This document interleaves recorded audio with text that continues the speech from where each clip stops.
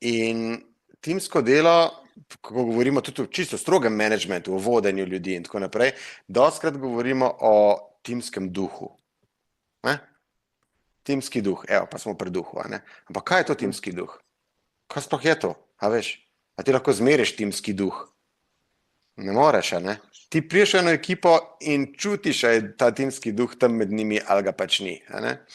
In tle je meni najbolj zanimivo to, a veš, ker sem bil pred leti že z enimi Indijanci in poslušam jaz enega Indijanca tam, ki govori eno stvar, pa pač prevajajo tam v španščino, pa pol v angleščino in on govori o timskem duhu.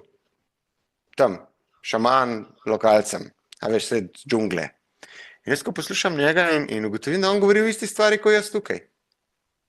On govori o isti stvari, jaz govorim tle na konferenci, pa malo druge besede uporabljam, ampak oba govoriva o isti stvari, o timskem duhu. A veš, jaz sem ugotovil pol, da te osnove odnosov med ljudmi so pač človeške.